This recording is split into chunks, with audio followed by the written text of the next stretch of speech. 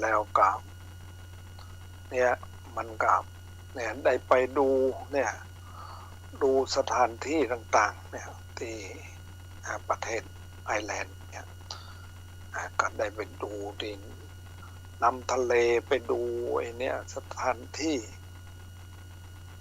บ้านจองของกันเนี่ยก็มานั้นดูแล้วก็เนี่ยคือมันเป็นที่เป็นปลูกนั่นกันนะปลูกไอ้ใครปลูกจะเป็นปลูกหญ้าปลูกอย่างเนี้ยนะเป็นสวนหญ้าแต่ว่าสวนหญ้าเนี่ยถามมาลำไพแล้วเปิ้นว่ามันปลูกแล้วเปิ้นก็เอาให้งัวเลี้ยงงัวกันแล้วก็งัวนี่ก็กินกินหญ้านี่แหละแล้วก็มันกินแล้วมันถ่ายออกมาเนี่ยก็เอาถ่ายเอาขี้งัวนี่แหละมาเป็นปุ๋ยนั้นเอาไปใส่ทำให้นั้นอันนี้ความหมุนเวียนของนั้นนะของเกี่ยวกับการทำเกษตรของเนี่ยนะแล้วก็มาดูแล้วกับเนี่ยบ้านเมืองของกันเนี่ยเพิ่นจะอยู่แบบนั้นนะอยู่แบบหลังคาเพิ่นจะบ่มียาของมันมีนักนะเพราะว่ามันแล้วมีหน้าต่างกับมันแบบมาแล้วมกออกหลังคาออกมาสักบ่ถึงเม็ดนะสักศอกนี่แหละแล้วก็มีเพราะว่าเป็นก็เป็นเมืองมันไม่เหมือนหลังคาทางบ้านเราแล้วก็ไอ้เนี่ยมีเพื่อจะมีนะตีเตาผิงเตาเนี่ยนะเตามีเตาผิงนี่ก็หมายความว่าเปิ้นเฮาก็นึกใจว่ามันเปิ้นทำแบบนั้นน่ะทำแบบไอ้จะมาก่อกองไฟอันนี้ไม่ได้มันใจอันมันเป็นทำเปิ้นเอาเหล็กมาทำนะเป็นนั่นแล้วก็จะเอาถ่านเข้าใส่ไปแล้วก็จะมันก็จะเนี่ยอันนี้เพื่อนั้นความทำให้มันมีความอบอุ่นเพราะว่ามันเป็นเมืองที่หนาวกันเอามานั้นดูแลไปเนี่ยเราต้องอยู่ในความอบอุ่นกันอันนี้เราก็ไปดูตีนั้นสถานที่ได้ไป2-3 ตีนะแล้วก็ไปเนี่ยเมื่อค่ำมาเนี่ยค่ำมาก็จะมีกันเนี่ย6 โมงนะ6 โมงทางไอร์แลนด์เนี่ยมันก็ต่างจากปุ่นเนี่ยมันห่างกันประมาณได้ยินว่ากี่ ชั่วโมง 8 ชั่วโมงก็จะได้มองนะมันเหมือนมันห่างกันเนี่ยแล้วก็6 โมงนี่ก็ทำวัดแล้วเนี่ยท่านมหาลำไพก็ต้องทำวัดแล้วก็เขาก็ทำวัดด้วยกันแล้วก็พอ7 โมงเนี่ยทำวัดแล้วเนี่ยมันสัก7 โมงป่ายเนี่ย7 โมงก็จะมีศรัทธาเนี่ยชื่อนายมาตุดนายมาตุดมันมานั่งสมาธินั่งสมาธิในพวกน่ะเป็นเป็นเกือบ1 ชั่วโมงหมดนะนั่งสมาธิแล้วก็แผ่เมตตาแล้วมันก็ปิกไปบ้านมันอันนี้เป็นช่วงเมื่อค่ำไปถึงเนี่ยพน7 โมงไป8 โมงพนะมันจะกลับอันนี้มันเป็นด้านของเนี่ยเป็น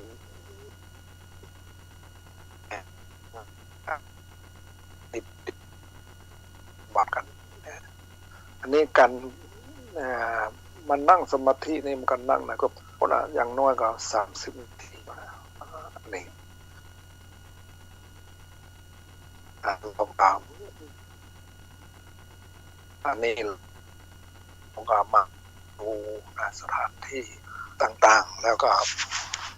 ได้มาหันเดี๋ยวกับความเป็นอยู่ต่างๆของประชาชนแล้วอันนี้เราก็ว่าเนี่ย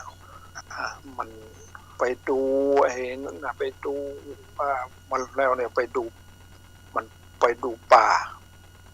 ไปดูป่าเนี่ยก็มีต้นไม้นะต้นไม้นั่นนะมีมันอยู่ต้นไม้ช่วงนี้มันบอกให้มีใบกันมันคงจะบูดอันที่มีใบก็มีอยู่ดินวัดไปก็มีแต่ไม่ปะหันเนี่ยใบไม้นี่นะมันจะทับกันเขาจะบรรจุไฟบรรจุอย่างกันนะบัมมีการจุดไฟกันหมูนะมันได้ไปหันหลายตีแต่ว่าหันทำปรับตีกันมันปลาไปดูป่าเราก็ว่าอยากจะดูธรรมชาติต่างๆเนี่ยมันก็มีนะไม่มีมีลำห้วยลำธารนั่นยังก็มีอยู่ไปนี่ช่วงที่เนี่ยผ่านมาแล้วก็เนี่ยแล้วก็เนี่ยมีญาติโยมก็มาทำบุญพ่อมาเลี้ยงมันทุกวันเนี่ยที่นั่นเนี่ยจะฉันมื้อเดียวใกล้เวลาเนี่ย10 โมงไปเนี่ยก็จะฉันกันบางทีก็มีคนมาเลี้ยงพ่อ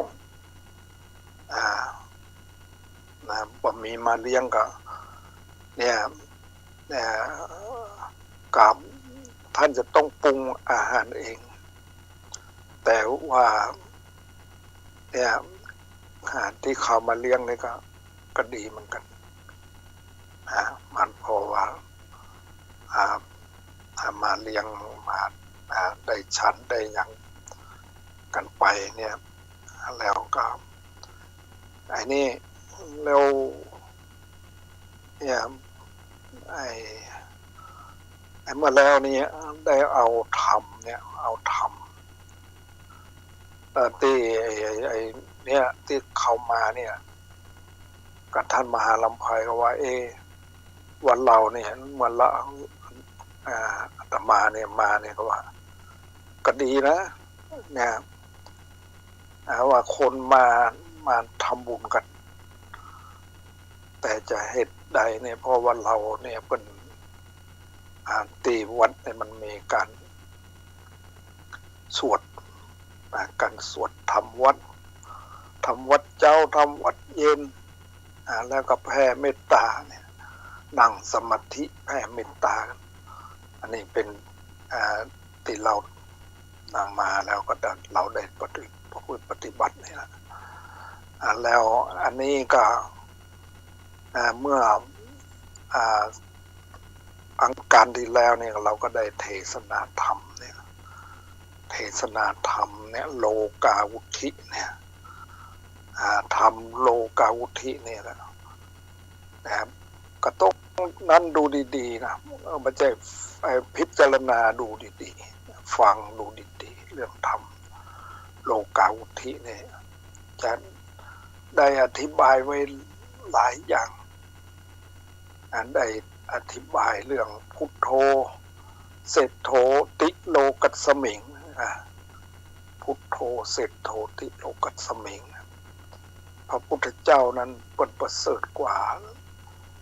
โลกทั้งสามคือคนเรานั้นอยู่ในเรียกว่ากามโลกตัดโลกต่างๆเนี่ยอยู่ในกามโลกติดอยู่ในกามอยู่เนี่ยนะเรียกว่ากามโลก แล้วก็ติดอยู่ในรูปอยู่ในความสวยความงามติดอยู่ในรูปอยู่อันนี้ก็เรียก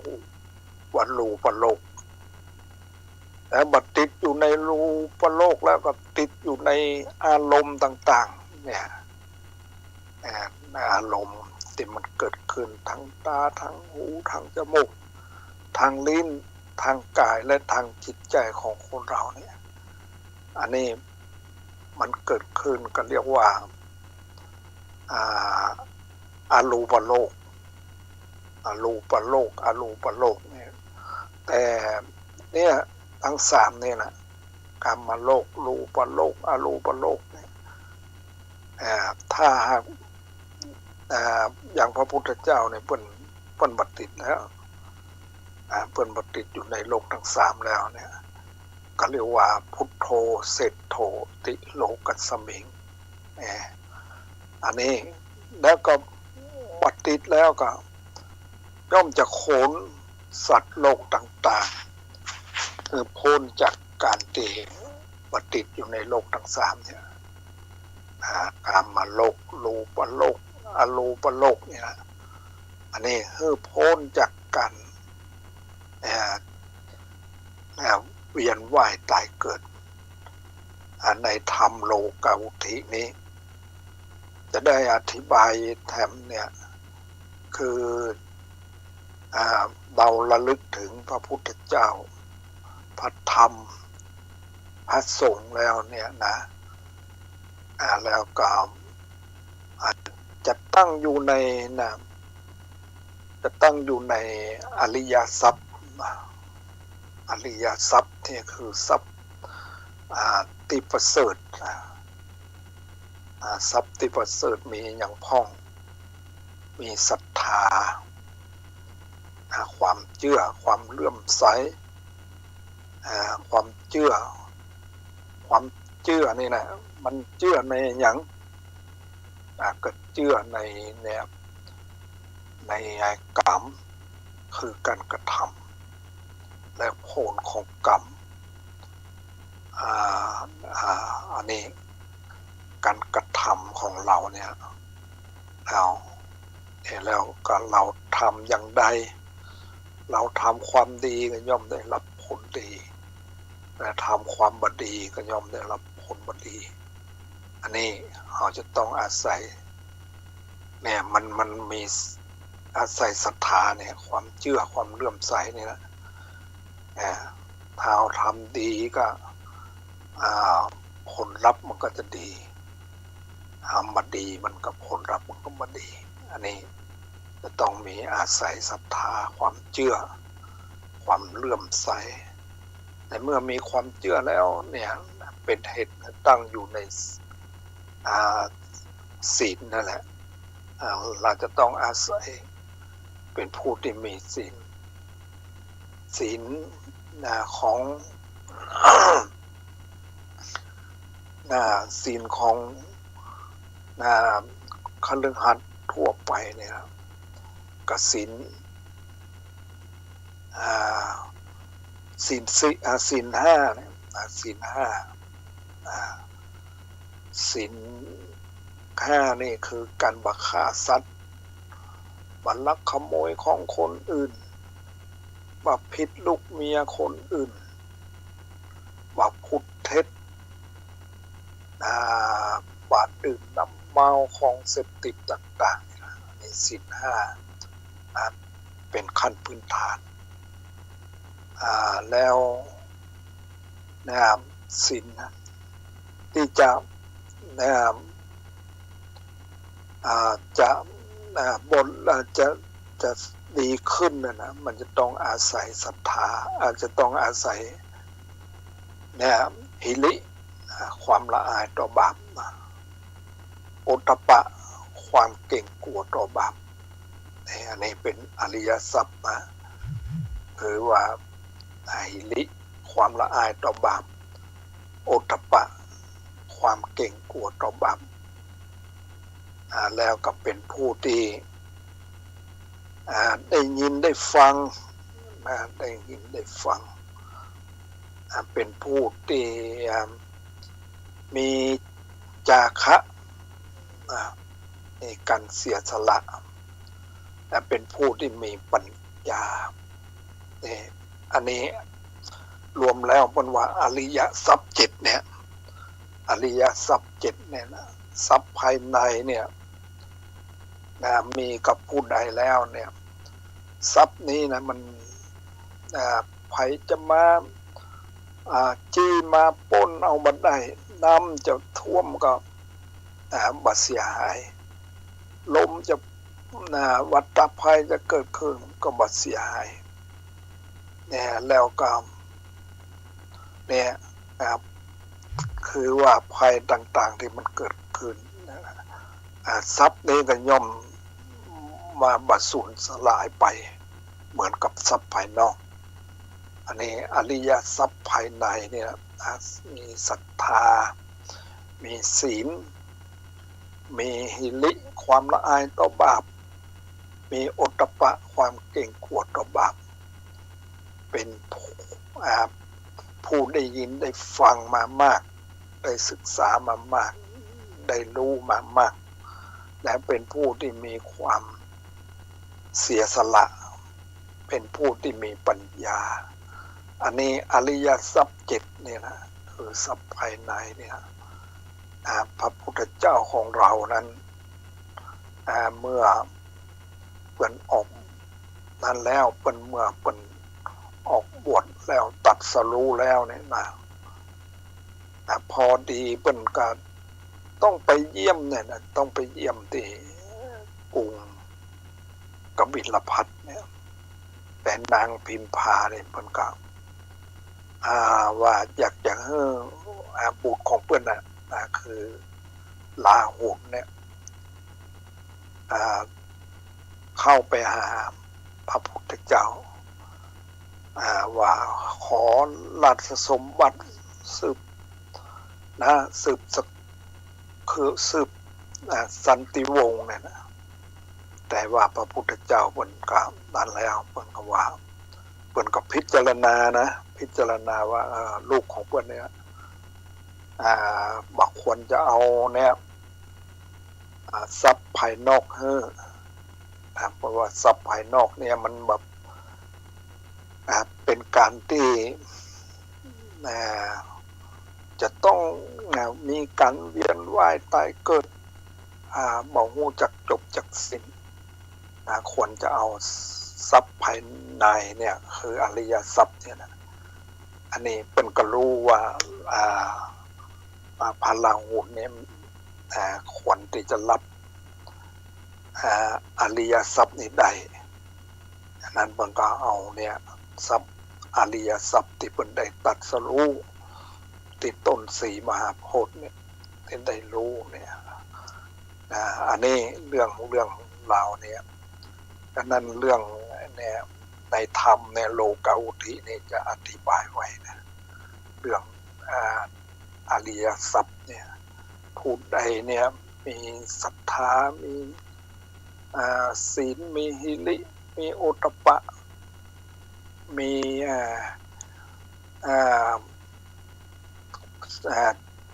มี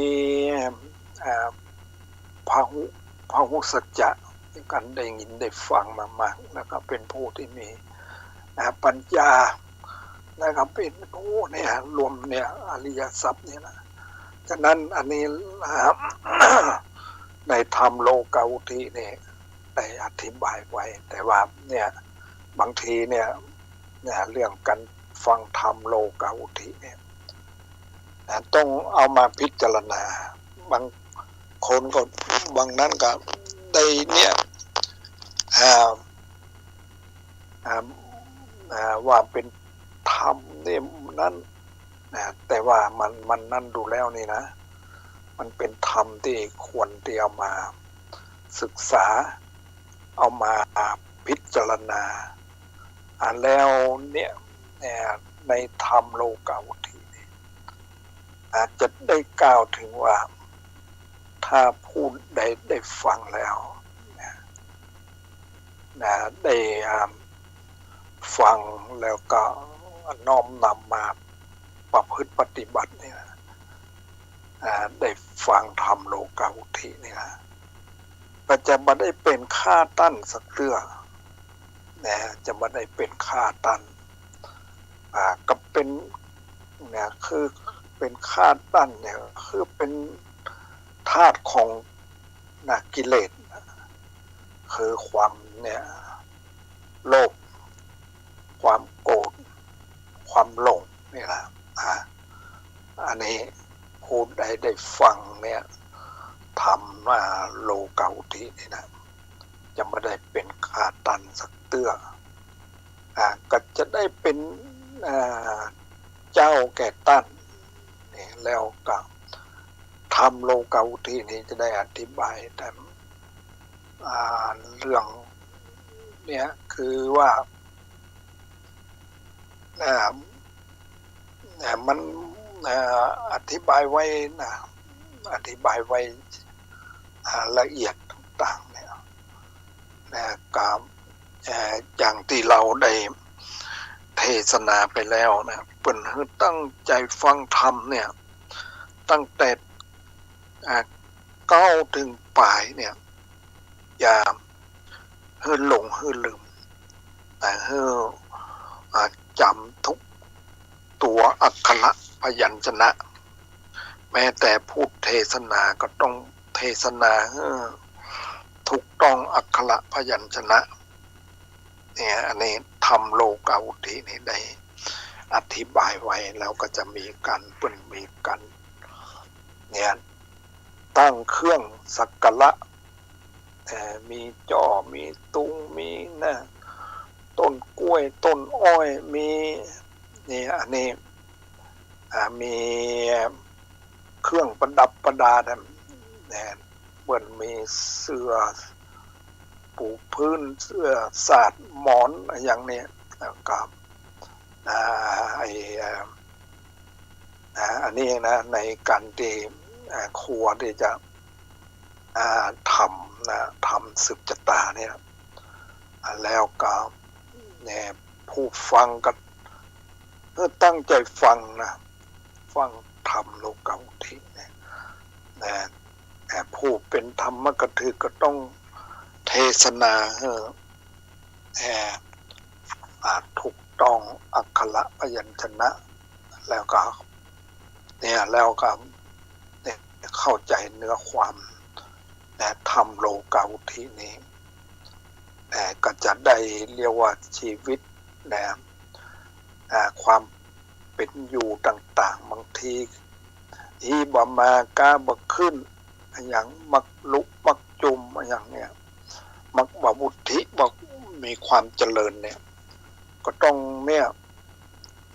ฟังและทำโลกาวุธิเนี่ยทำให้โลกมีความเจริญ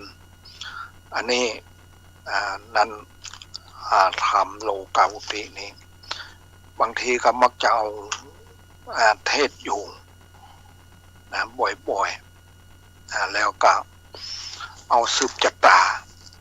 เนี่ยชะตาคนเราจะดีบ่ดีเนี่ยมันก็เนี่ยบางทีชะตามันตกเนี่ยชะตามันบ่ขึ้นก็ต้องเอาเนี่ยทำนะโลกาวุธิเนี่ยมาเทศนามาฟังกันฉะนั้นทำโลกาวุธิเนี่ยโลกมีความเจริญเนี่ยแต่ทำอย่างเนี้ยเรื่องโลกเนี่ยโลกกับมันมีเนี่ยโลกมีความเจริญเนี่ยโลกมีความเจริญในที่นี้นะก็มันเจริญในทางในทางจิตวิญญาณมันบ่เจริญในทางความเป็นอยู่เท่าใดเนี่ยเจริญในทางจิตวิญญาณเนี่ยอันนี้อย่างพุทโธเสร็จโธติโลกัสสมิงเนี่ยนะเราก็ต้องมาพิจารณาผู้ใดเนี่ยตั้งอยู่ในธรรมของพระพุทธเจ้าเนี่ย อันนี้แล้วก็จะเป็นผู้ที่มีความเจริญนะมีความเจริญว่าใจเจริญในทางด้าน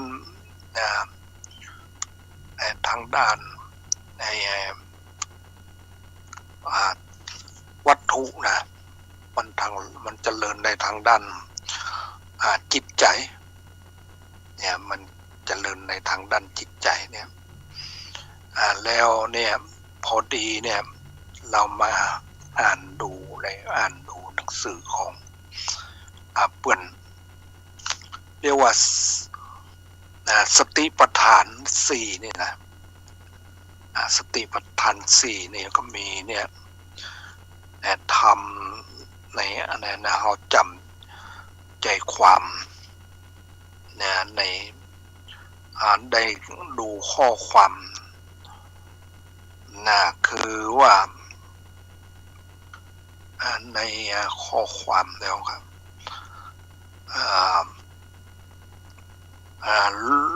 โลเรียกว่าปุถุชนนั่นน่ะปุถุชนนะย่อมจะเรียกว่าย่อมจะแสวงหาโลโ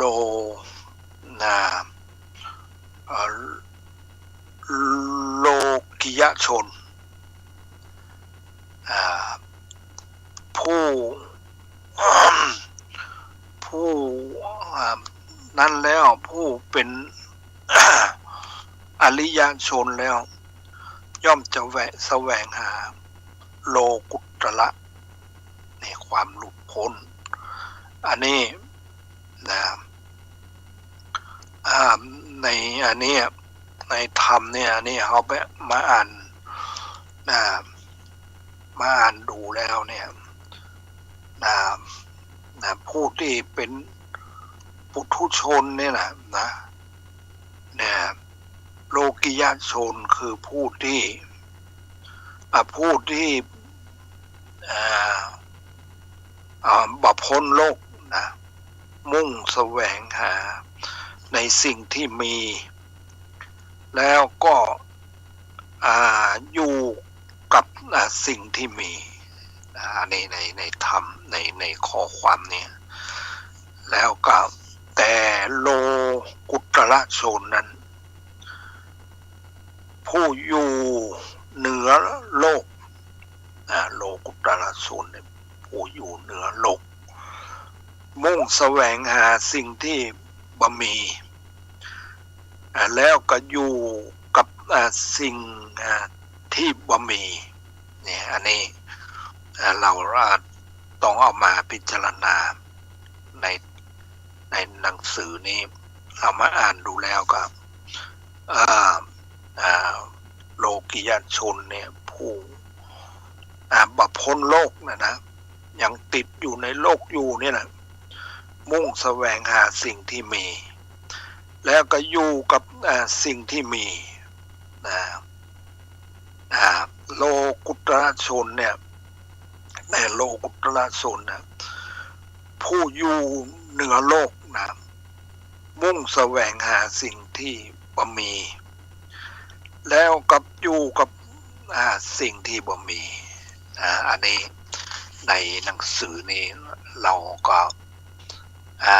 เอามาอ่านดูแล้วก็พบแล้วเราก็อ่านดูแล้วก็พอที่จะเข้าใจนะว่าสิ่งที่บ่มีนะมันบ่มีนะคือมันมีอยู่เนี่ยนะในนี้นะใดเนี่ยนะครับมันเป็นเปิ้นจะเอาเนี่ยหนังสือเนี่ยตอบปัญหาสติปัฏฐาน4เนี่ยนะในหนังสือนี้เขียนไว้เนี่ยดลพระสุพรหมยานเถรพระสุพรหมยานเถระวงเล็บทองสิริมังคโลนะในหนังสือนี้นะอ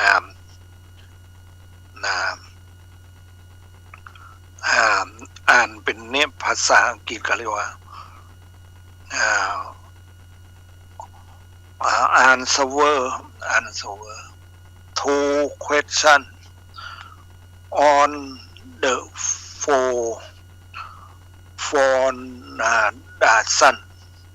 of the the mindfulness of mindfulness by ดล.พระสุพมยานะเถระวงเล็บทองสิริมังคโลเนี่ยอันนี้หนังสือที่มันเอามาพิมพ์แล้วมาเพื่อจะแจกเนี่ยอันนี้คือท่านมหาลำไพหรือจะเป็นนั้นไว้หนังสือนี่นะเนี่ยแล้วเนี่ยแล้วก็ในเนี่ยในหนังสือนี่แหละตีใจความเนี่ยอย่างว่าเนี่ยที่ภาษาไทยเราก็เรียกว่าโลกิยะชนผู้ว่าพ้นโลกมุ่งแสวงสิ่งที่มีแล้วกับอยู่กับสิ่งที่มีแต่โลกุตระชนผู้อยู่เหนือโลกมุ่งแสวงหาสิ่งที่บ่มีแล้วกับอยู่กับสิ่งที่บ่มีอันนี้กันนั้นดูแล้วเนี่ยเราจะต้องคือว่าถ้าเราไปแสวงหาในสิ่งที่มีนั่นน่ะอย่างที่เรามีกันเนี่ยมันก็จะต้องเวียนว่ายตายเกิดอยู่บอกหูจักจบจักสิ้นแล้วก็อยู่กับสิ่งที่มีนะต้องการอยู่นี่มีความโลภความโกรธความหลงอย่างเนี้ยที่มันเกิดขึ้นในจิตใจของเราแต่ว่าโลกิยะโลกุตระโลกุตระเนี่ยแสวงหาสิ่งที่บ่มีคือเนี่ยความบันโลภความโกรธ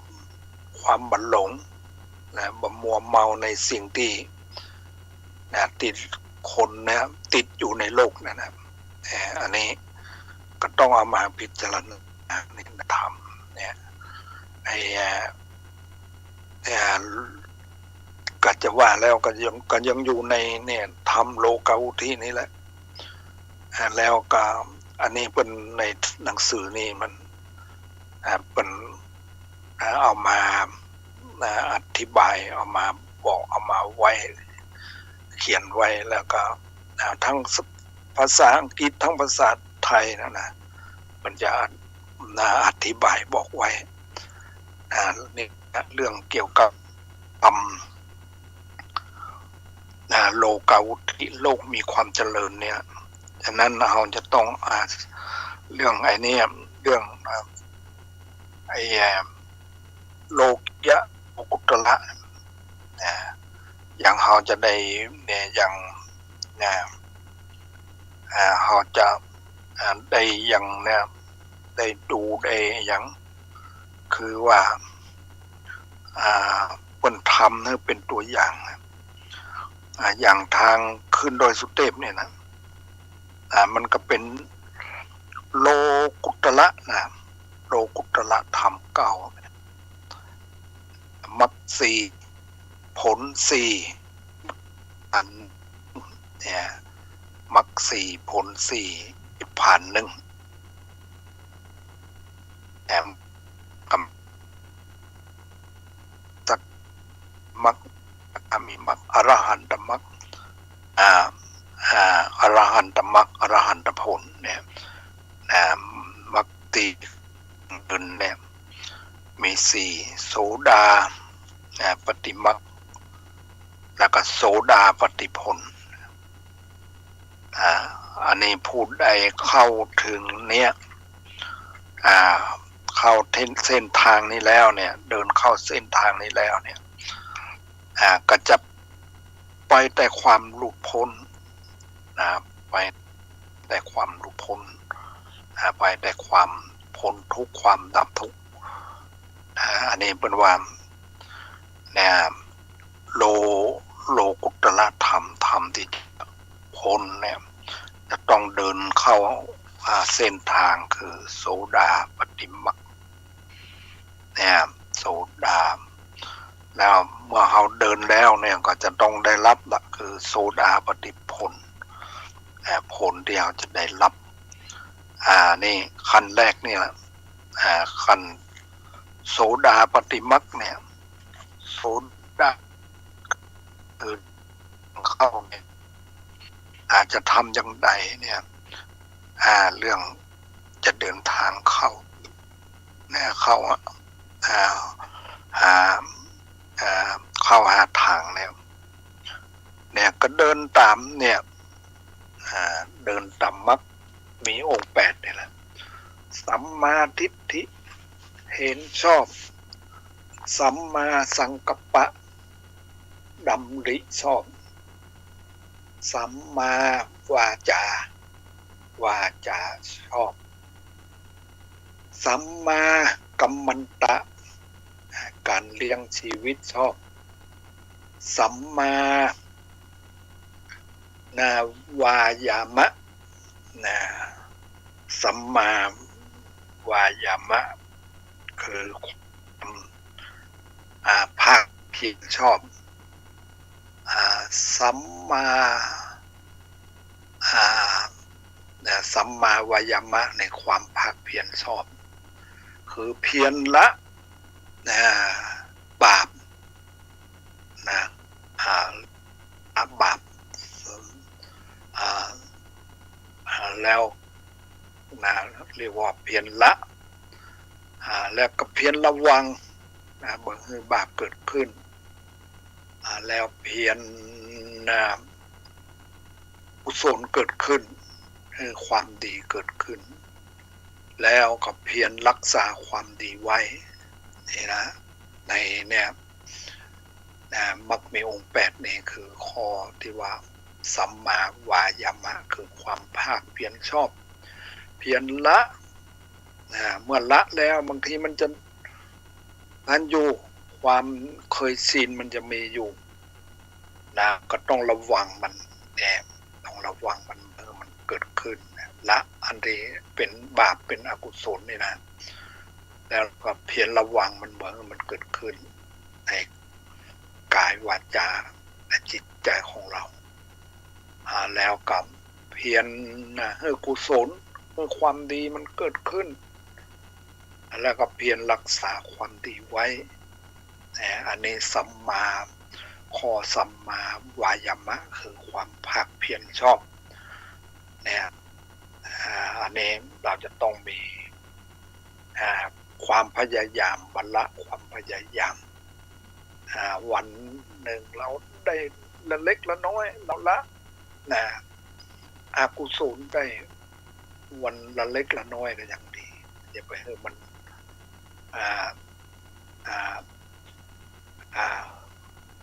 อกุศลมันเกิดขึ้นเนี่ยนะแล้วกุศลมันกุศลมันเกิดขึ้นแล้วรักษากุศลไว้เนี่ยอันนี้ถ้าเรามีความเพียรอย่างนี้เนี่ยเป็นว่าความเป็นความเพียรชอบสัมมาสติก็ให้มีสติสติชอบสติชอบเนี่ยก็ให้ระลึกในทางด้านเนี่ยด้านสติเนี่ยระลึกเนี่ยระลึกชอบสติระลึกชอบเนี่ยระลึกในเนี่ยการที่เรารักษาศีลเราได้ให้ทานก็ให้ลึกถึงทานที่เราได้บริจาคแล้วเรารักษาศีลก็ให้ระลึกถึงที่เรายังมีศีลอยู่เรา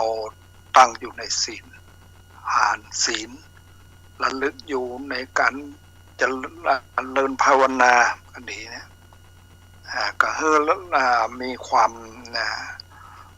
ภาวนาเนี่ยก็คือทำให้ ดีขึ้นนะพัฒนาจิตใจของเราเพิ่มขึ้นนะมันภาวนาเนี่ยทำให้มีขึ้น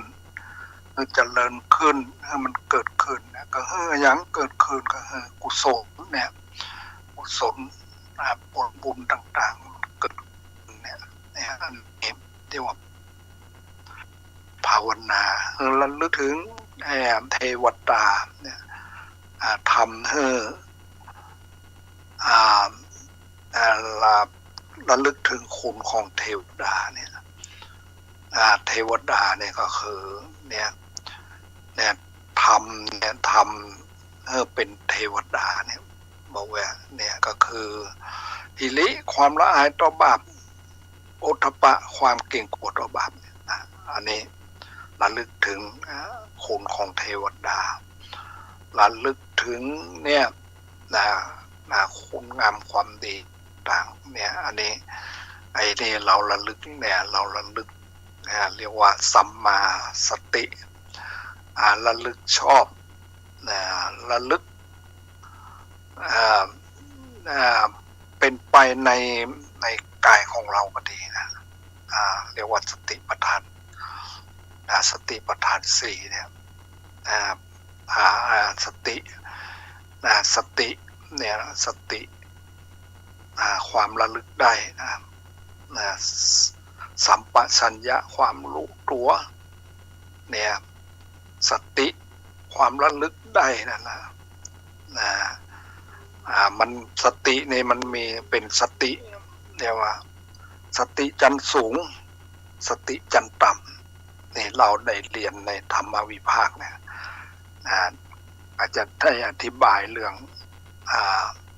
สติไว้สติคือความระลึกได้สัมปชัญญะความรู้ตัวเนี่ยอันนี้ธรรมที่มีอุปกระมากเนี่ยสติความระลึกได้สัมปชัญญะความรู้ตัวเนี่ยมันเนี่ยเราเนี่ยต้องมีเนี่ยมีเนี่ยมันจะเป็นธรรมเนี่ยมีอุปกระมากมีคุณมากถ้าพูดใดได้มีสตินะก็จะทำอย่างบัพพาดพูดก็บัพพาดคิดอย่างก็บัพพาดอันนี้เป็นลักษณะของสติอย่างที่ทำพลาดพูดพลาดคิดพลาดบางทีเนี่ยยังจะเป็นทำงานอย่างต่างๆถ้าเรามีสติอยู่กับตัวแล้วเนี่ยก็ย่อมจะบัพพาดเนี่ยพูดก็บัพพาดคิดก็บัพพาดอันนี้สติเป็นไปในกิจทั้งปวงกิจการอย่างต่างๆเนี่ยอย่างคนอย่างเราเนี่ยมานึกดูแล้วอย่างคนขับรถก็ดีนะลองเผลอสติไปก็บ่ได้แล้วนะคนขับรถเนี่ยลองมาสังเกตดูแล้วคนขับรถเนี่ยเผลอรับไปก็บ่ได้มันถ้าเผลอเนี่ยบ่ได้นะฉะนั้น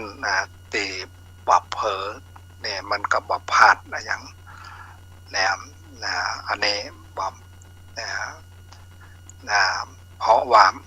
มีสติอันนี้สติเป็นไปในกิจการทั้งปวงอันนี้สติจันธรรมดาที่เราทุกคนจะต้องฝึกให้มีในแล้วกำเนว่าบัดเดี๋ยวนี้เราเนี่ยอายุเท่าใดแล้วเรามันจะเหลืออยู่เท่าใดเนี่ยที่เราจะความเป็นอยู่ของเราเนี่ยอันนี้เราก็ต้องมีสติอยู่กำกับอยู่สติจันธรรมดาทั่วไปสติจันสูงก็คือพิจารณาในสติปัฏฐานทั้งสี่นะกายของเราเนี่ยเวทนาที่มันเกิดขึ้นเนี่ยคว ความสุขความทุกข์ที่มันเกิดขึ้นเนี่ยอยู่ในจิตใจของเราเนี่ยจิตจิตของเราเนี่ยมีสติพิจารณาว่าเป็นอย่างไรจิตของเราเนี่ยมันมีความราคะมันมีโทสะมันมีโมหะหรือว่ามันปัสจาก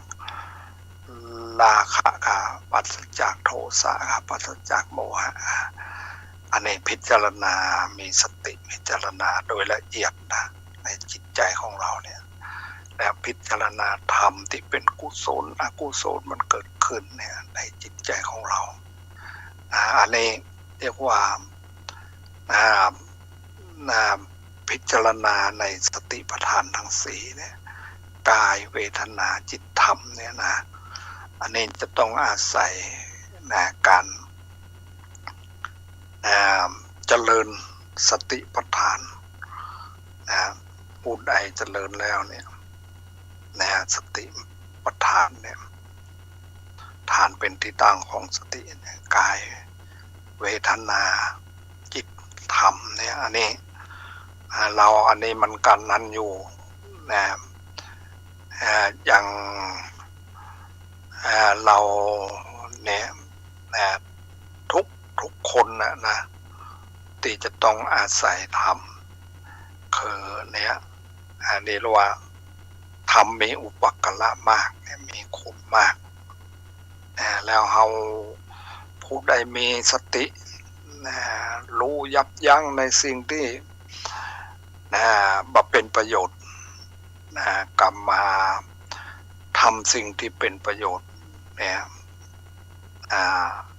มันก็จะตรงกับข้อโอวาทที่พระพุทธเจ้าแสดงดีว่าสัพพปาปัสสะอาการนังกุสลัสสูปสัมปทาสจิตตะปริโยทปันนังเอตังพุทธานาสาสนังเนี่ยติวเนี่ยวันที่จะถึงเนี่ยคือที่มาคะที่จะถึงเนี่ยนะเป็นวันที่สำคัญในทางพระพุทธศาสนาเป็นวันที่จตุรงคสันนิบาตพระการประชุมพร้อมด้วยองค์สี่นะคือการพร้อมด้วยองค์สี่นั่นก็คือหนึ่งผู้ที่ประชุมนั้นมาโดยบัดใดนัดหมายคือเป็นพระอรหันต์ 1,250 รูปแล้วก็พระพุทธเจ้าเป็นผู้บวชเป็นเอหิภิกขุอุปสัมปทาพระพุทธเจ้าบวชหมดแล้วก็พระพุทธเจ้าแสดงโอวาทปฏิโมกข์อย่างโอวาทปฏิโมกข์อย่างที่ว่าเนี่ยสัพพปาปัสสะอาการนังกุสลัสสูปสัมปทาสจิตตะปริโยทะปนังเอตังพุทธาสาสนังเนี่ยการบัตรทำบาปทั้งปวงการทำกุศลให้ถึงพร้อมการทำจิตใจให้บริสุทธิ์อันนี้เป็นคำสั่งสอนขององค์สมเด็จพระสัมมาสัมพุทธเจ้าแล้วก็มันก็เป็นลำดับขึ้นไปในการด่าว่าไล่การนั่งนอนที่นอนอันสงัดการทำจิตจริงขึ้นอย่างนี้นะในโอวาทปฏิโมกข์เนี่ยอันนี้ก็เป็นนั้นเป็นที่เราจะต้องศึกษาแต่ว่าในที่ นะวัดพุทธมหาธาตุเนี่ยวัดพุทธมหาธาตุประเทศไอร์แลนด์เนี่ยท่านมหาลำไพว่าจะมีการทำบุญนะทำบุญในลานที่เป็นลานที่นั่นอยู่แต่ว่ามันคนจะมาทำบุญมากน้อยเพียงใดนั้นก็คิดว่ามันบางที8-9 คนก็นั้นแล้วเนี่ยเพราะว่ามันเรามามันคนที่จะสนใจมากน้อยเพียงใดนะครับเนี่ยแต่ว่าอย่างอันนี้มันก็แต่เรามาอยู่ในวัดมันก็มันจะเป็นนั้นของ เป็นมันมีอย่างวัดวาอารามอย่างบ้านเฮาไปตั้งแต่กับมีแต่วัดวาอารามเนี่ยสัญลักษณ์ของว่าวัดพระพุทธทางพระพุทธศาสนาแต่ว่าอันนี้ก็มีอยู่ที่เขาอยู่ในกุฏิที่ท่านมหาลำไพเนี่ยเป็นว่าวัดพุทธมหาธาตุเนี่ยก็มีพระพุทธรูปมีอย่างนี้นะเอารูปพระพุทธเจ้าที่เอารูปสังเวชนียสถานมาติดไว้แล้วก็เราก็นั่นอยู่ก็มีนั่นอยู่เรื่องเพราะว่าแต่ว่าเรามันอันนี้เป็นศาสนาวัตถุศาสนาบุคคลนั่นนะบุคคลที่จะต้องเข้าถึงคำสั่งสอนขององค์สมเด็จพระสัมมาสัมพุทธเจ้าอันนี้เราจะแต่ว่าเราจะมุ่งในการที่ว่าเราตามโอวาทของพระพุทธเจ้านะสัพพปาปัสสะการบัตทำบาปทั้งปวงกุศลัสโสวสัมปทาเนี่ยการทำกุศลถึงพร้อมสจิตตะปริโยทบันดังเนี่ยการทำจิตผ่องใสเนี่ยอันนี้เป็นข้อหนึ่งนะในโอวาทปฏิโมกข์แล้วการด่าเขาว่าร้ายเขาการเพราะว่าการที่เบียดเบียนเนี่ยเบียดเบียนสัตว์ต่างๆเนี่ยถ้าผู้ใดยังเบียดเบียนสัตว์อยู่เนี่ยทำสัตว์ให้เดือดร้อนเนี่ยก็ยังบัจเจสมณะยังบัจเจผู้สงบนะอันนี้ในใจความในโอวาทปฏิโมกข์นะแล้วก็อนุปวัตโธอนุปคัตโธเนี่ยเราว่าร้ายพูดร้ายอย่างเนี้ยเนี่ยแล้วก็การเนี่ยที่นั่งที่นอนนะอย่างเนี้ยมันจะนอนเอาด้วยความสะดวกสบายอย่างเนี้ยแล้วไอ้นี่ในใจความในโอวาทปฏิโมกข์มันกันเนี่ยเรื่องเนี้ยเรื่องความเป็นอยู่ของเราเนี่ยอย่างสมณะเนี่ยเรื่องความเป็นอยู่ของสมณะเนี่ยไม่ใช่ว่าเอาสะดวกสบายอย่างตอนใดเอาคือว่าเน้นเพื่อจะให้มันว่ามันเกิดกิเลสขึ้นนะแต่ว่าแล้วนี่นะว่ากิเลสเกิดขึ้นอย่างพระอรหันต์ทั้งหลายเนี่ยเพิ่นก็จะต้องเพิ่นหมดจากกิเลสแล้วกิเลสเพิ่นบอกแปดเปื้อนด้วยจิตใจแล้วเนี่ยเป็นพระอรหันต์เป็นพระอรหันต์เนี่ยคือความอันแล้วจะว่าแล้วก็ยังว่าเนี่ยนะ พ้นจากโลกแล้วบัดติดอยู่ในโลกแล้วเนี่ยพระอรหันต์1,250 รูปนี่มารวมกันแล้ว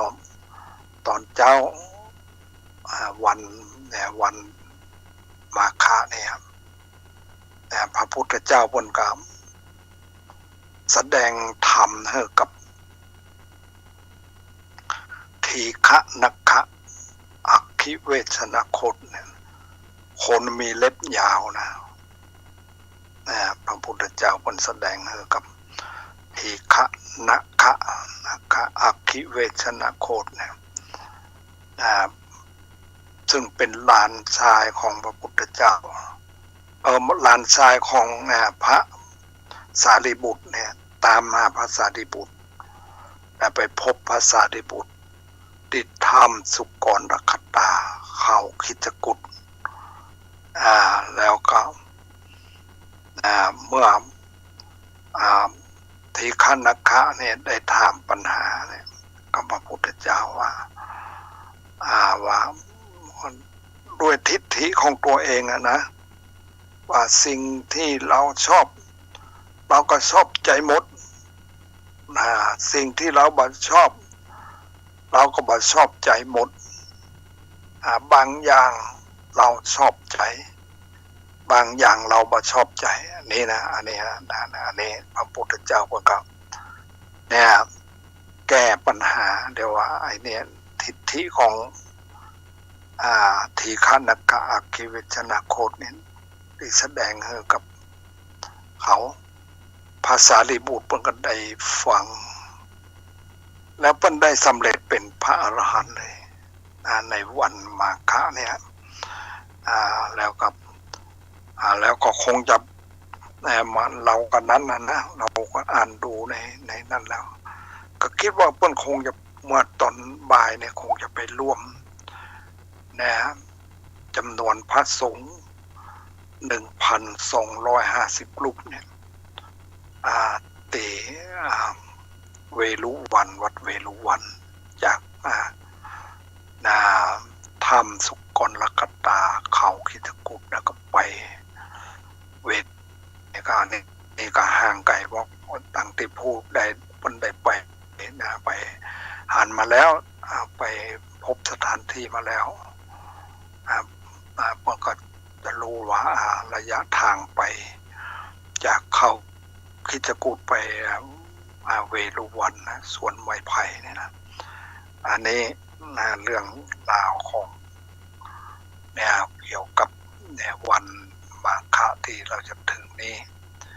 เราก็มาลำลึกถึงวันสำคัญของโลกวันสำคัญของโลกที่เกิดขึ้นในครั้งพุทธกาลอันนี้เรื่องเกี่ยววันก็ได้เอาเรื่องอย่างเกี่ยวกับเนี่ยว่าเรื่องธรรมโลกวุฒิเนี่ยโลกมีความเจริญเนี่ยประเดี๋ยวมันโลกของเรานั้นเป็นจะใดเนี่ยโลกถ้าเรานั้นดูแล้วเนี่ยโลกของคนติดอยู่ในโลกแล้วคนที่บัติดอยู่ในโลกคนติดอยู่ในโลกก็คือย่อมจะอยู่กับสิ่งที่มีนะอย่างที่ว่ามาแล้วเนี่ยย่อมจะอยู่กับสิ่งที่มี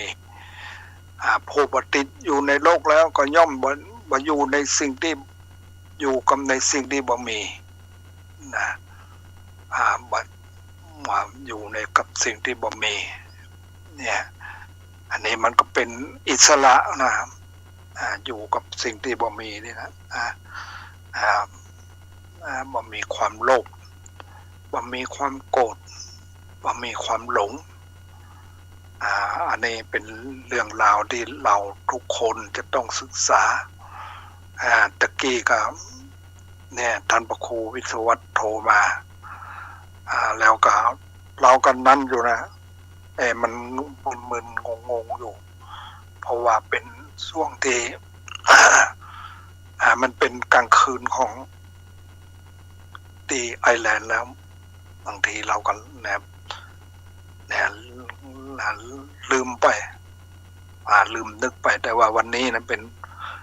นวันอังคารแต่เราพอดีก็ได้รับโทรศัพท์จากท่านพระครูวิทยวัฒน์แล้วก็ได้ตามที่ได้เราได้มาแล้วก็เนี่ยก็ขออนุโมทนากับท่านพระครูวิทยวัฒน์และท่านพระครูปริยัติและท่านผู้ฟังทั้งหลายก็ขอให้มีความสุขความเจริญโดยทั่วหน้ากันขออนุโมทนานะอันนี้วันนี้ก็คิดว่าคงจะได้เวลาแล้วนะเรากำนั้นเวลาจับเวลาดูนะมันอันนี้ครับนั้นดูอันนี้ท่านมหาลำไพแกก็อยากจะออกอากาศเหมือนกันนะเรื่องอันนี้ก็เนี่ยก็คือว่าออกตีถามเรื่องตีออกตีล้อมพระเจ้าตองนะแต่ว่าเราก็บอกว่าล้อมพระเจ้าตองนี่เราไม่ได้นั้นเราเอาส่งข้อมูลนะยังไปให้เพื่อนแล้วก็เอาข้อมูลจากเนี้ยที่เราเคยเทศมาแล้วเนี่ยเอาไปส่งไปให้เพื่อนแล้วเพื่อนก็ออกของเราแต่อันนี้เรื่องธรรมเนี่ยอย่างที่ว่าเนี่ยจะมักจะเอาเทศอยู่หรือทำโลกาวุธิก็ดีทำสารากลิก็ดีอันนี้เป็นธรรมที่สืบชะตาทำให้มีเราชะตาดีหรือบ่ดีมันก็อยู่ที่ตัวของเรานะวันนี้กันเอาละคงได้เวลาแล้ว